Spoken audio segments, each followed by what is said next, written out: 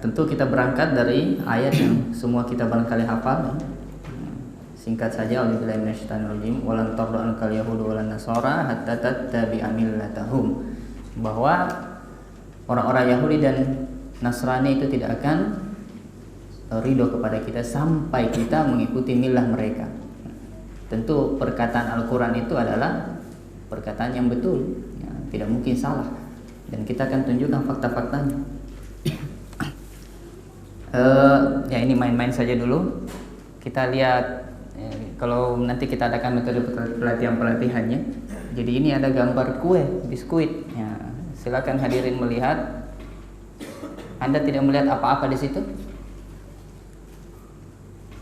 Tidak ada yang terlihat yang mencurigakan, gitu. Kita melatih insting kita. Oke. Kalau di situ apa? Berarti Anda sudah bisa melihat. Bagus. Oke. Dan seterusnya. Jadi pelajarannya begini, kita harus belajar teliti terhadap hal-hal kecil, ya, yang mungkin kita tidak sadari. Ya. Nah, itu ada busana muslimah ini, ini perlu juga diperiksa. Ini simbol-simbol yang tidak disadari secara langsung, ya. Termasuk itu mungkin anak-anak kita atau kita mungkin main bola ini laki-laki pakai baju MU, pakai baju apa itu, Manchester City dan seterusnya, itu ada lambang-lambang, itu salib sebenarnya itu, ya, lambang palang itu. Ya, itu tidak kita sadari, kita ikut memberikan syiar agama mereka. Ya, itulah perlunya kita belajar, ya. Nah, sejarah misi di Indonesia itu sudah tidak bisa lepas. Kita pernah dijajah oleh negara-negara misi, ya. Gold, Gospel, and Glory, ya. Belanda. Jadi itu sangat erat hubungannya dengan ekspansi orang Eropa ke Nusantara. Ya, itu sudah kelihatan memang dari dulu. Walaupun mereka tidak bisa mengkristenkan orang Islam yang ada di Indonesia, ya, ini karena pertolongan Allah Subhanahu Wa Taala. Tetapi bukan mereka berarti tidak jalan terus sampai sekarang. Tetap saja jalan. Dan ini pernyataan mantan ketua PGI, dulu ketua PGI, sekarang ketua PGI itu Persatuan Gereja Indonesia Perempuan, orang Toraja, ya. Ini yang dulu Pak Andreas Siwango mengatakan tidak perlu dibantah, gereja senantiasa melakukan kristenisasi sebagai mandat kitab suci. Jadi memang tidak bisa. Jadi kalau ada yang mengaku ulama mengatakan tidak ada itu kristenisasi, itu dia tidak paham. Ini tidak mungkin, sebab pendetanya sendiri bilang memang ada. Itu persoalan. Hanya kita menjaga konflik horizontal sehingga kita biasa diam, tidak berbicara. Nah, ada anggota penginjilan ini mengatakan, ya, penginjilan itu kewajiban, ya, bukan pilihan. Ya, memang seperti itu. Nah, seharusnya kita juga menjadikan dakwah itu sebagai kewajiban. Ini Anda lihat di gambar sebelah sana, itu dia membuat gereja di tengah sawah. Sekarang sudah, nah, itu daerah Kelapa Gading, sekarang sudah dipenuhi dengan bangunan. Coba lihat bagaimana mereka merancang dari awal, ya kan? Jadi di sini juga Belanda kan dari dulu sudah mengambil tempat-tempat strategis itu, seperti di katedral sana di Karebosi, ya, di Raja Wali dan seterusnya. Itu sudah strategis mereka rancang. Stella Maris, ya. Ya, kita ini kalau bangun masjid ya masuk ke pojok pedalaman. Ya, sebenarnya tidak masalah, yang penting kita tahu bahwa begitulah pola mereka. Ya. Nah, di Indonesia mayoritas dari agama besar Kristen ini, Kristen itu ada 300 sekte di Indonesia, ya. Seluruh dunia ada 40.000 sampai 50.000 sekte. Di Indonesia memang mayoritas Protestan. Katolik itu separuh dari jumlah Protestan. Nah, pusat-pusat Katolik itu yang merah bisa dilihat. Pusat Protestan yang merah, yang agak coklat itu Katolik. Nah, itu lebih banyak memang wilayah Timur Leste, Papua bagian selatan, dan Kalimantan Barat. Nah, sisanya itu mayoritas Protestan, termasuk Tanah Toraja. Nah, jadi intinya bahwa mereka melakukan program transformasi dan mereka sudah menyiapkan berbagai cara untuk itu. Walaupun lebih banyak gagalnya, tapi bukan berarti tidak berhasil. Selalu tetap ada yang berhasil mereka murtadkan. Dan mereka memiliki persiapan yang cukup. Nah, nanti bisa tanya pemateri kedua, beliau mantan misionaris. Nah, definisi pemurtadan, ini kita bicara mengenai pemurtadan yang konotasinya selalu negatif, ya. Dia adalah gerakan untuk mengajak orang lain yang sudah beragama masuk memeluk agama yang dia ajak ke situ. Secara sederhana dan sempit, ini sebenarnya sama juga, misi dakwah sama. Dua agama di dunia ini, agama terbesar, agama Islam dan Kristen, itu agama yang terbanyak penganutnya. Karena dua agama ini juga agama misi. Ya, kita dakwah, ada membalik, ada dai, Kristen ada misioner, ada penginjil, evangelis dan seterusnya. Sehingga dua agama ini yang paling banyak penganutnya di dunia. Yahudi itu eksklusif, dia tidak perlu menyampaikan agamanya. Ya, kalau kita ini mayoritas, sehingga apabila Kristen Islam bertemu, itu sering terjadi gesekan, ya, karena sama-sama agama misi. Nah, tapi persoalannya yang negatifnya itu dari kata pemurtadan ini, dia terkesan memaksa orang yang sudah beragama. Nah, jadi dia ada cara-cara yang dia lakukan yang tidak jujur, ada pengelabuan dan seterusnya, iming-iming dan sebagainya, atau berlindung di bawah pelayanannya. Ya oke lah, kalau saya tidak masalah dengan kalau mereka mau menyampaikan, kalau ketemu saya ya pasti saya hadapi. Nah, misalnya dia bikin buku tanpa penerbit, tanpa pengarang. Ini contoh ya. Nah, di sini menghujat semua tentang Islam ya. Tapi sudah ditangkap ini pendetanya. Ini contoh. Biasa dia pura-pura nyasar, dia kirim ke masjid, kemana lembaga Islam. Bukan salah kirim, memang sengaja dia kirim ke sana. Nah, ini yang banyak biasa kalau Anda lihat mungkin di beberapa tempat. Ini saksi Yehova. Nah, ini dibagi-bagikan. Kita sudah pernah datangi tempatnya di dekat stadion sana. Dan dia bisa mencetak sampai 5 juta eksemplar. Kalau di Indonesia, di Jakarta, dibawa ke sini. Duitnya banyak ya, misionaris itu ya. Kalau kita ini kerja-kerja dakwah itu mental gratisan. Nah, kemudian ini ada baju, ya sekedar ini saja. Ini ponakan saya, dia pakai, dia bawa dari Palopo. Saya lihat baik-baik, tunggu dulu, buka itu bajumu. Ya, kalau lihat dari sini ya, Anda lihat mungkin tidak terlalu nampak, tapi kelihatan kan.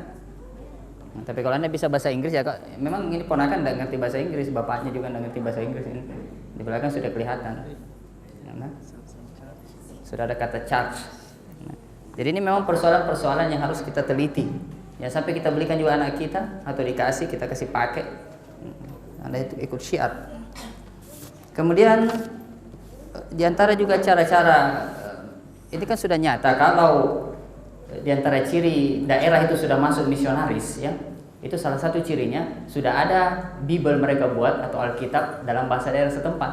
Nah ini saya punya dalam bahasa ya, kalau Anda orang Bugis kita kariba madeceng, ini bahasa Bugis. Rilalang bahasa Ugis sosoy. Nah, untuk apa orang bikin Alkitab bahasa Bugis? Ya, tentu sasarannya orang Bugis, pasti begitu. Bahkan saya dapat juga di toko buku mereka ada bahasa Arab. Al-Wa'du Jadida, misalnya perjanjian baru. Itu ada. Saya tanya untuk apa ini bahasa Arab? Bilang ada untuk apa? Anda tidak bisa bahasa Arab. Bilang ada toh. Nah, itu. Ini yang bahasa Bugis. Ini Bugis semua dari awal kata pengantar sampai habis Bugis semua. Tentu arahnya untuk orang Bugis, ya kan? Dan Alkitab termasuk kitab suci yang paling banyak diterjemahkan ke berbagai bahasa. Nah, sekarang cari Al-Quran terjemahan bahasa Bugis. Nah, masih banyak kita punya orang-orang di daerah saya di Manggala sana ada beberapa orang-orang yang tidak bisa bahasa Indonesia, memang masih bisa bahasa Bugis sama bahasa Makassar. Nah, bagaimana menyampaikan dakwah kepada mereka? Kalau mereka lebih dulu, ya sudah. Nah, ini penyadarannya, termasuk menyusupkan ayat-ayat dan seterusnya seperti dilakukan di buku tadi itu kecil, melakukan cara-cara pembodohan dan dogma-dogma yang tidak rasional. Dan mereka itu kalau kita ajak dialog ilmiah mereka tidak mau. Ini susah sekali. Padahal kita mau ya, kita ilmiah berbicara. Jadi mereka main kucing-kucingan dan targetnya selalu memang orang-orang yang tidak paham. Makanya mereka sering masuk ke pedalaman ya. Oke, ini contoh-contohnya nanti bisa dilihat. Nah, ini juga bentuk-bentuk yang sudah pressure ya. Jadi umat Islam kayaknya mereka minoritas mungkin di Manado di daerah mereka, ya, dia bisa pressure begitu. Natalannya pakai kalau tidak kerja. Pakai jilbab, pakai baju center class. Nah, pola umum itu pengembangan kelompok sel itu umum standar itu ya. Jadi mereka bikin sel-sel di kantor yang besar, nah, dan seterusnya. Tugas misi ke wilayah pedalaman, ya, dan mereka pintar ya. Jadi mereka bermain cantik, nah, seperti Tom and Jerry itu kucing-kucingan. Kalau kita diam, mereka bergerak. Nah, kita bergerak, mereka diam. Ya, pintar juga. Ya, jadi, kalau seperti di Malino itu ya, mereka datang masuk. Kasih saja orang uang, bantuan, makanan semua. Dia kasih semua sampai orang tergantung. Sudah itu lama-lama dia tidak kasih mie, tapi tetap ada, tapi dia simpan di gereja. Nah, orang kasihan susah hidup dia cari, Pak mana itu bantuannya lagi? Oh ada datang ke gereja, di gereja diambil karena saya tidak sempat ke sana ke rumah bawakan. Nah, datang orang ke gereja, ambil di situ, ambil saja dulu.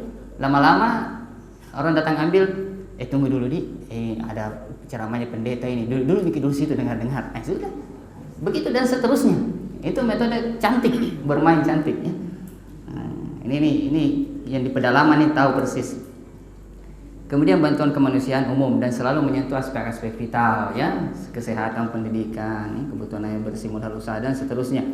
Yang kita juga umat Islam kadang-kadang tidak bisa sampai ke situ. Kemudian pemanfaatan teknologi komunikasi, ya, umum lah, televisi, internet. Nah itu sudah ada, apalagi sekarang bebas media ya. Dan masuk ke dunia politik, ya, istilah mereka garam dunia. Garam itu kalau di air sebegini, kalau dikasih garam langsung jadi asin ini biar garamnya sedikit. Nah itu, jadi masuk ya, nanti kita lihat bagaimana metodenya ya. Yang jelas fakta, kita perlihatkan fakta. Jadi dua metode di dalam politik itu ada polarisasi dan ada konsentrasi ya. Nah, jadi kalau polarisasi itu masuk ke berbagai partai nasionalis, itu yang umum dan itu yang berhasil. Kalau konsentrasi susah. PDS saja sudah partainya kecil, pecah 10, akhirnya tidak lolos threshold juga kemarin. Akhirnya dia masuk ke partai-partai nasionalis dan beberapa daerah sudah mereka bisa kuasai ya. Nah itu kita lihat. Nah ini yang paling asik ini di Jakarta. Jadi Islam BPS tahun 2010 Islam itu 85% ya. Kristen itu Katolik, Protestan ya cuma segitu ya. Memang Protestan lebih banyak 7%, Katolik 3%. Nah, dan seterusnya. Nah coba lihat sekarang gubernurnya sudah ya, bisa-bisanya itu mayoritas Muslim dipimpin oleh. Nah ini memang strategi politik. Nah ini karena sistem demokrasi ya seperti itu. Nah, apapun namanya yang jelas Anda sudah melihat di balai kota sudah ada pohon Natal dan seterusnya. Kalimantan Tengah sekarang sudah tidak. Kemarin Agustin Teras Narang ya itu dia masuk juga menjadi gubernur dan dia cuma menyisakan 2 kepala dinas Islam di situ. Itu masih mayoritas Muslim di sana. Kalimantan Barat ini yang memang hampir seimbang tapi sebenarnya masih mayoritas Muslim. Nah, itu dulu gubernurnya Katolik, wakilnya Protestan. Nah, jadi ini sudah seperti itu kondisinya ya. Nah, ini persoalan memang. Solo ya kita tahu ada beberapa daerah termasuk Solo juga yang sudah diambil alih oleh mereka. Nah, ini umat Islam masih lumayan banyak ya. Sampai 2012 masih 73% ya. Katolik 12%, tapi mereka juga bisa menguasai di situ. Mungkin orang berpikir ya ini kan profesionalisme kerja. Siapapun yang ditunjuk, ya persoalannya siapapun pasti kalau dia naik dia akan memperhatikan agamanya. Pasti seperti itu, apalagi mereka. Nah, dan kasus-kasus murtad tetap ada. Ini di Klaten ini ya. Teman kami Arimate di sana datang ke KUA mencatat tanya, itu sudah sampai 2011 itu 16.000 lebih orang murtad di sana. KUA-nya ditanya, "Kenapa Anda diam-diam saja?" Ketawa-ketawa saja itu kawannya, ini bilang Anda begitu saja, dia tidak ada perhatian. Karena orang pikir ya sudah kalau Allah lepas hidayah ya iya cocok, kalau Allah lepas hidayah. Persoalannya mana perhatian Anda terhadap persoalan seperti itu. Nah ini lebih lagi kepada persoalan politik. Jadi dulu tahun 2006 itu sudah ada Dubes Indonesia yang terkait dengan Papua, satu wilayah kita yang sering diobok-obok. Nah ini memang ada permainan gereja untuk melepaskan mereka. Kita harus tahu ya, itu permainan cantik mereka dalam bidang politik bahkan dunia internasional. Sudah ada fakta. Selama ini Aceh yang sering dituduh ingin melepaskan diri dari Indonesia, faktanya Timor Leste yang lepas. Timor Leste adalah provinsi dulu kita Indonesia, kemudian lepas. Nah, itu berarti ada permainan internasional untuk melepaskan wilayah-wilayah yang memang tidak mau tunduk kepada Indonesia. Nah ini Papua dengan Maluku kalau tidak hati-hati itu juga bisa seperti itu. Nah, dan ini memang permainan gereja-gereja dari negara tetangga. Nah, seperti itu. Nah, sampai ujung-ujungnya kemarin juga Tolikara itu juga mengungkap tabir bahwa mereka sudah bermain keras di sana. Nah, itu gereja Injili ya. Injili itu rada radikal ya kalau Injili. Nah itu sudah kelihatan. Nah ini ada baru teman kirimi dari Papua ini, tapi katanya sudah diturunkan. Nah ini dia pasang dari Mata Pusat kemarin ini dikirimi, dia pasang di masjid di Papua katanya. Nah, Papua adalah tanah damai, tolong hargai dan mengerti kami umat Kristen di tanah Papua dan berhenti membangun masjid. Nah disuruh berhenti membangun masjid, padahal sudah banyak umat Islam di sana juga. Nah dan seterusnya, dia menjadikan dia sebagai kota Injil. Jadi begini, di daerah di mana kita mayoritas, mereka sering menuduh kita tidak toleran, intoleran, melarang membangun gereja apa dan sebagainya. Memang ada kasus, ya, kita tidak menutup mata, ya, ada kasus. Nah, tapi kenapa beritanya terlalu di blow up di daerah Muslim? Sementara di daerah mereka itu tidak, Anda tidak tahu kalau di Manado juga mereka melakukan hal seperti ini, tapi tidak kelihatan.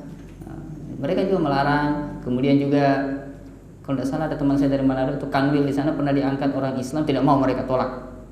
Kanwil depaknya pokoknya harus orang Kristen. Nah itu mereka tahu. Jadi banyak hal yang mereka lakukan daerah mereka juga, termasuk di Papua. Nah, tetapi beritanya tidak sampai ke ini, ya, ini peran media juga. Tapi kalau kita ya sedikit saja langsung jadi berita nasional. Nah seperti itu. Nah ini ada brosur ini saya bawa, ini brosur internal mereka ya. Satu bait saja supaya Anda tahu. Kerinduan Bapa di surga adalah agar Indonesia bertekuk lutut dan mengaku bahwa Yesus adalah Tuhan. Kerinduan Tuhan harus juga menjadi kerinduan kita sekalian. Nah itu intinya begitu saja. Nanti saya sama Ustaz Yusuf mantan tahu bagaimana metode mereka ya. Nah itu jadi mereka, jadi kalau internal mereka ya, kalau ngomong ke kita ya tidak begitu pasti ini. Tapi ini karena kita dapat internal mereka. Nah, kalau kita di RMT memang banyak cara kita gunakan. Biasanya kita menyamar apa dan sebagainya. Kita bisa dapat mereka punya ini hal-hal yang sifatnya rahasia.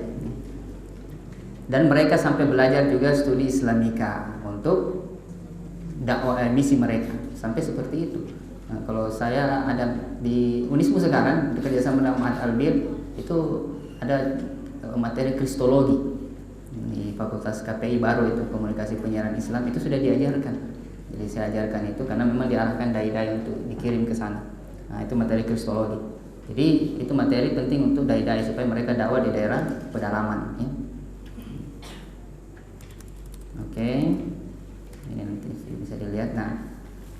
Fenomena konversi agama secara umum yang menyebabkan ini kita bicara mualaf orang Kristen memeluk Islam yang jelas hidayah Allah, perjalanan panjang, kita mungkin punya teman-teman mualaf mereka berpikir rasional, juga banyak faktor pernikahan. Nah ini juga masih dakwah kita masih kurang karena banyak yang masuk Islam bukan karena sentuhan dakwah tapi karena sentuhan cinta. Nah itu banyak. Nah, saya punya data di Al-Markas dan Masjid Raya. Pengaruh mimpi dan ajakan-ajakan persuasi dan seterusnya atau kebutuhan tinggal di lingkungan yang baik. Pertumbuhan mualaf di Indonesia per tahun bisa sampai 15%. Untuk kasus murtad, ya Anda mungkin kenal orang-orang itu, foto. Ya, jelas Allah melepaskan hidayahnya. Faktor ekonomi masih dominan. Pernikahan itu pasti. Doa-doa kesembuhan ini Pentakosta yang paling banyak. Ajakan-ajakan keluarga yang sudah masuk Kristen, pengaruh-pengaruh mimpi, kemudian informasi yang salah akibat kurangnya ilmu. Ini informasi yang salah tentang Islam, terutama sekarang kasus-kasus tentang terorisme ini yang paling banyak di blow up sehingga mereka pukul rata semua orang Islam. Nah, jadi masalah-masalah yang terkait dengan konversi agama itu ya seperti masalah pemurtadan ini belum bisa disentuh oleh hukum negara karena memang hukum kita bukan hukum Islam negara ini. Nah, kemudian persoalan agama itu persoalan yang sensitif, kalau tidak ditangani dengan baik memicu konflik horizontal. Kemudian memang sudah deklarasi PBB dan ini diakui juga beberapa negara bahwa orang memiliki kebebasan dalam memilih agama. Ya silahkan saja. Kita juga tidak bisa cegah sebenarnya karena kalau kita cegah ya susah juga orang nanti masuk Islam. Nah mereka juga bisa mencegah itu. Tetapi paling tidak kita ingin cara-cara itu rasional. Ya. Kemudian lemahnya pemahaman akidah kaum muslimin ini juga persoalan kita. Jadi kita perlu dakwah internal lebih masif. Ya. Nah, terakhir beberapa solusi yang kita tawarkan. Perlu ada SDM Islam yang bisa mengimbangi gerakan dakwah misi, gerakan misi. Ini kalau dakwah ya kita salut dengan tugas saudara kita dari Jamaah Tabligh ya. Mereka bisa mengimbangi itu gerakan misi. Tetapi yang lain ya kita tidak tahu. Sibuk sendiri. Kemudian penguasaan terhadap media elektronik. Nah, ini perlu juga pembentukan lingkungan yang islami, ya, karena lingkungan buruk itu juga selalu mereka jadikan sasaran. Nah, itu orang Islam begitu juga modelnya. Islamisasi teknologi, kemudian mempererat ukhuwah dan memperbesar, jangan sampai kita memperbesar perbedaan, jadi tidak memperbesar perbedaan. Nah, ini repot. Kita mau Idul Adha saja, Muhammadiyah dengan NU sudah beda hari. Nah, rusak ada. Ini persoalan. Mereka jadikan itu ya apa itu Islam begitu modelnya ini. Padahal mereka sendiri hari Natal ada terpecah 7 sebenarnya, cuma mayoritas tanggal 25. Tapi banyak juga itu, ada yang bulan Januari, cuma tidak kelihatan. Nah, peningkatan kualitas kepribadian muslim, punya tarbiyah ya, penyadaran sejak dini anak-anak kita ya, ruhiyahnya, akalnya, jasadnya dan seterusnya. Kemudian mengarahkan kaum muslimin proaktif dalam sistem pemerintahan. Ini perlu juga. Jangan kita masa bodoh, karena kalau mereka sudah masuk di sana, kita masa bodoh. Mereka menguasai, bagaimanapun pemerintahan itu ya punya kekuasaan ya. Dia akan bisa membentuk sistem. Dan pengiriman dai mubalik ke wilayah pedalaman. Nah, ini wilayah-wilayah pedalaman, ini kelemahan kita ini umat Islam, dai makin terkenal lari ke kota ya. Apalagi amplopnya banyak ya. Tidak ada yang mau lari ke pedalaman. Nah, jadi ini harusnya kita malah lari ke pedalaman, karena di situ jadi sasaran. Nah, inilah persoalan kita. Jadi ini juga sifat-sifat hubud dunia ya, tidak semua, bagi sebagian dai-dai kita. Baik, saya kira itu saja singkat dari saya. Ini hanya pemaparan. Selanjutnya kita persilahkan ke pemateri berikutnya, dan saya kembalikan ke moderator. Subhanakallahumma bihamdik, asyhadu an la ilaha illa anta, astaghfiruka wa atubu ilaik. Assalamualaikum warahmatullahi wabarakatuh.